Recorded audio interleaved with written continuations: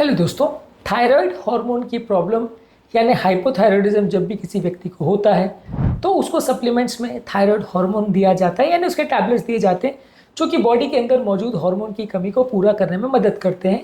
लेकिन इस हार्मोन को देने की जो प्रक्रिया है उसमें कई बार गलतियां हो जाती है, कई इंपॉर्टेंट इश्यूज आ जाते हैं।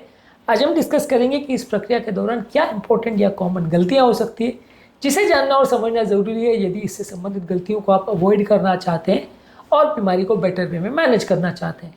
टॉपिक पर जाने से पहले जो लोग हमारे चैनल पर नए हैं उन्हें रिक्वेस्ट करूँगा कि चैनल को सब्सक्राइब करें, वीडियो को लाइक करें, शेयर करें, फॉलो करें, कमेंट करें, पूरा देखें। टॉपिक बहुत ही इंपॉर्टेंट है, एक्सक्लूसिव है, आपको किसी भी और चैनल पर नहीं मिलेगा, एंड तक देखिएगा। चलिए शुरू करते हैं पॉइंट।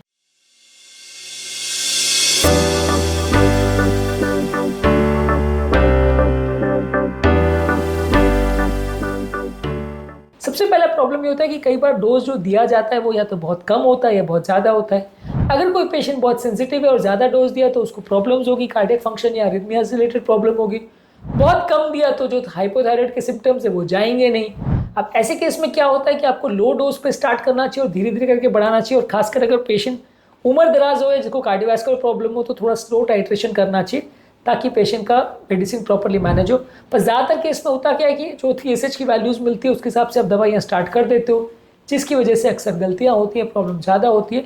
तो गलत डोज अगर पेशेंट को दिया जाए तो एक इंपॉर्टेंट प्रॉब्लम होती है। इसके अलावा अगर पेशेंट दवा का टाइम प्रॉपर मैनेज नहीं कर रहा, कभी कभार वो फूड के साथ या कुछ दवाइयों को बेवरेजेस के साथ, ड्रिंक्स के साथ ले लेता है जिसमें कैल्शियम, आयरन या कॉफ़ी होता है। फूड भी कई बार थायराइड हार्मोन के एब्जॉर्प्शन को अफेक्ट करता है। अगर आप उसको अलग से खाली पेट नहीं लेते, जिसमें आपका खाना एटलीस्ट 1 घंटा का गैप होना चाहिए, खाना खाने के 1 घंटा पहले लीजिए या खाना खाने के 3 से 4 घंटे के बाद लीजिए ताकि पहले का खाना पूरी तरह पच चुका हो। ये मेंटेन करना जरूरी है। यदि आप इसका ध्यान नहीं रखते हो तो गलती हो जाती है और थायराइड हार्मोन प्रॉपरली असर नहीं करता है। इसके अलावा यदि आप प्रॉपर मेडिसिन नहीं ले रहे हो या प्रॉपर फॉर्मुलेशन नहीं ले रहे हो, या तो आप जो दवा लिखी है वो ले नहीं रहे हो प्रॉपर, या अगर ले रहे हो तो ऐसा ब्रांड का ले रहे हो जो जेनरिक है या इसमें कोई प्रॉपर कंटेंट नहीं है, जिसकी वजह से कई बार ऐसा हो जाता है कि आपको दवा बराबर असर नहीं करती है। तो जो भी एक दवा ले रहे हैं एक स्टैंडर्ड ब्रांड की और उसी को कंटिन्यूस लेते रहिए, कभी ये लेंगे कभी वो लेंगे तो भी प्रॉब्लम होती है। और कई बार नॉन स्टैंडर्डाइज हार्मोन मिल जाता है तो वो भी कम ज़्यादा असर करता है, तो इसकी वजह से भी दवाइयाँ मैनेज करना मुश्किल होती है। इसके अलावा दवाइयों के आपस में इंट्रैक्शंस भी होते हैं। अगर साथ में कैल्शियम, आयरन सप्लीमेंट्स और एंटासिड्स लिए जाते हैं तो वो थायराइड हार्मोन के एक्शन को अफेक्ट कर सकता है। कुछ मेडिसिन जैसे रिफैम्पिसिन, फेनिटोइन और कार्बामेजिन ली जाती है तो थायरोक्सिन के मेटाबॉलिज्म को यानी उसके पाचन को बढ़ा सकती है, जिससे हार्मोन का असर कम हो सकता है। कुछ मेडिसिन जैसे एस्ट्रोजन और ग्लूकोकॉर्टिकॉइड्स लेते हैं तो वो थायराइड हार्मोन के असर को इफेक्ट कर सकता है, चेंज कर सकता है।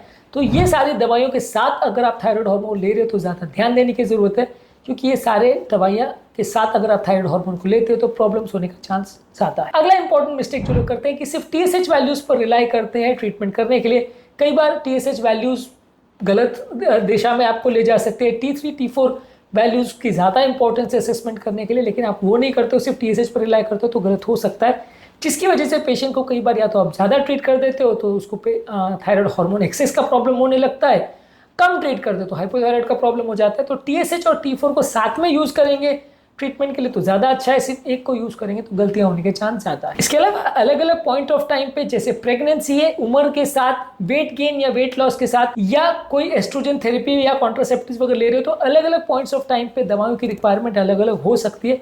इसका भी ध्यान देने की ज़रूरत है। यदि आप प्रॉपरली उसको ध्यान नहीं देते हो तो भी उससे प्रॉब्लम हो सकती है। तो अलग अलग टाइमिंग पे डोजेस को प्रॉपरली एडजस्ट करना अलग अलग सिचुएशंस के हिसाब से ज़रूरी है। इसके अलावा कई बार सब क्लिनिकल हाइपोथायराइडिज्म मिस हो जाता है, यानी माइल्ड TSH एलिवेशन होता है। TSH वैल्यूज़ अगर 10 से कम है तो आप ट्रीट नहीं करते हो। ज़्यादातर सब क्लिनिकल हाइपोथायराइडिज्म जिसमें कोई फीचर नहीं होता उसमें TSH अगर 10 से ज़्यादा हो तो ट्रीट करना चाहिए, लेकिन कई बार ऐसा होता है कि आप नहीं ट्रीट करते हो, बाद में बढ़ जाता है, तो मॉनिटर करते रहिए। यूजली ऐसा रिकमेंड होता है कि TSH अगर 10 से ज़्यादा हो तो ट्रीट करना चाहिए। और अगर पेशेंट को प्रेगनेंसी है, सिम्टम्स है, लक्षण है या कोमॉर्बिड कंडीशन है तो जल्दी भी आप ट्रीट कर सकते हो। इसके अलावा अगर पेशेंट को आप ओवर ट्रीट या अंडर ट्रीट कर रहे हो, उसके लक्षणों को आप इग्नोर अगर करते हो तो वो भी प्रॉब्लम होती है। पेशेंट उसके बाद दवा प्रॉपर नहीं ले पाता है, इसलिए प्रॉपरली दवा लीजिए, सिम्टम्स को पेशेंट को बताइए और उसको प्रॉपरली मैनेज करिए। पेशेंट का एजुकेशन ज़रूरी है, दवा कैसे लेना है, क्या लेना है, किस तरह से लेना है, उसके क्या असर, साइड इफेक्ट्स होते हैं, इसके बारे में प्रॉपर जानकारी होना ज़रूरी है। इनको अगर आप इग्नोर करेंगे तो अक्सर प्रॉब्लम होगी और आप प्रॉपरली उसको मैनेज नहीं कर पाओगे। इसके अलावा कुछ ऐसी बीमारियां हैं जो थायराइड हार्मोन क्रिएट कर सकती है इश्यूज, जैसे पेशेंट को थायराइड का इन्फ्लेमेशन हो यानी थायराइडाइटिस हो, पिट्यूटरी यानी ब्रेन के ग्लैंड का अगर प्रॉब्लम हो तो इस सब की वजह से भी थायराइड प्रॉब्लम हो सकती है। और ऐसे केस में यदि आप सिर्फ थायराइड को ट्रीट करते हो, उन चीज़ों को इग्नोर कर देते हो तो प्रॉब्लम होती है, बीमारी ठीक नहीं होती। अगला इंपॉर्टेंट प्रॉब्लम है कि कई बार आप दवाइयों को बीच में बंद कर देते हो या इम्प्रॉपरली लेते हो या कभी लेते हो कभी नहीं लेते हो, जिसकी वजह से प्रॉपर असर नहीं हो पाता।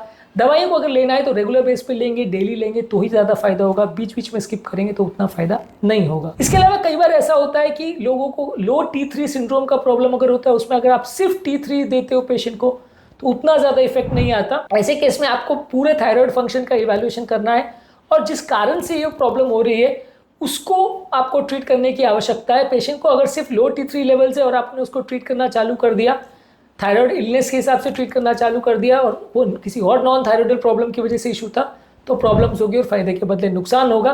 तो लो T3 सिंड्रोम में ट्रीटमेंट करने से पहले आपको विशेष डिस्कशन करने की आवश्यकता है और एंडोक्राइनोलॉजिस्ट को दिखाने की आवश्यकता है।